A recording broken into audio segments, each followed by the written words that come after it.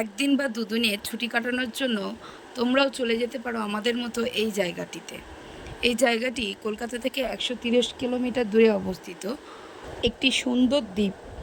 এখানে সমুদ্রের ধারে তাঁবুতে থাকার ব্যবস্থা রয়েছে, যা পর্যটকদের কাছে খুব জনপ্রিয়। এছাড়াও বিভিন্ন রিসর্ট, কটেজও রয়েছে। এখানকার সূর্যাস্ত সূর্যোদয় মনোমুগ্ধকর, যা পর্যটকদের মন কেড়ে নেয়।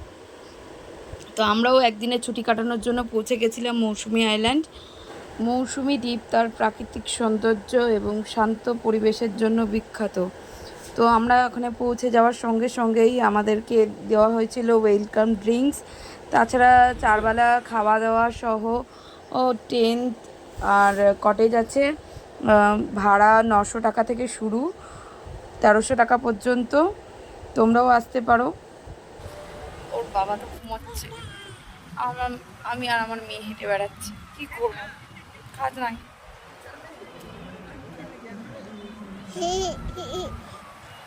ও তো আর সবসময় রুমে থাকতে পছন্দ করছে না, ওই জন্য মামাকে নিয়ে আমি একটু বেরিয়েছি। এই সামনেই সমুদ্র, এই দেখো।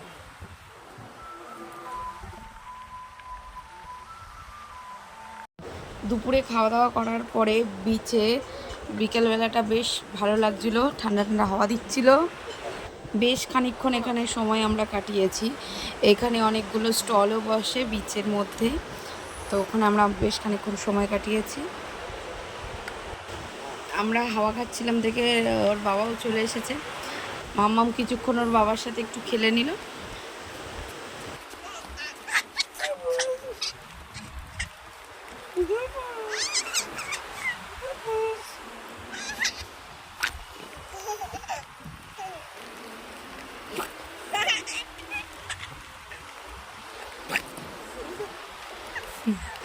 মৌসুমী দ্বীপের দিনের বেলার পরিবেশ আর রাতের পরিবেশ সম্পূর্ণ আলাদা। সন্ধে হতেই কটেজগুলো নানান রঙের আলোতে সেজে ওঠে, আর একটু পরেই এখানে বনফায়ার আর বারবিকিউয়েরও ব্যবস্থা আছে, যা পর্যটকদের কাছে বিশেষ আকর্ষণেরও একটা কারণ বলতে পারো। একটু পরেই আমাদের কাছে চলে এসেছিল চা পকোড়া। এখানকার খাবারগুলোর টেস্টও অনেক ভালো। এরকম বনফায়ারও শুরু হয়ে গেছে।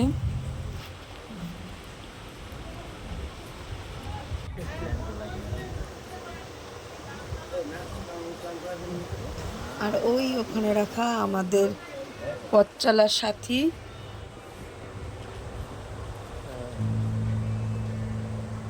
এখানে কটেজগুলো বেশিরভাগই এরকমই।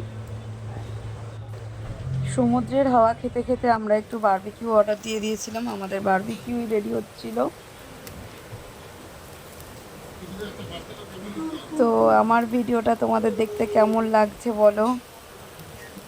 আর যারা এখনো পর্যন্ত আমাকে ফলো করোনি, তাড়াতাড়ি ফলো করে দাও।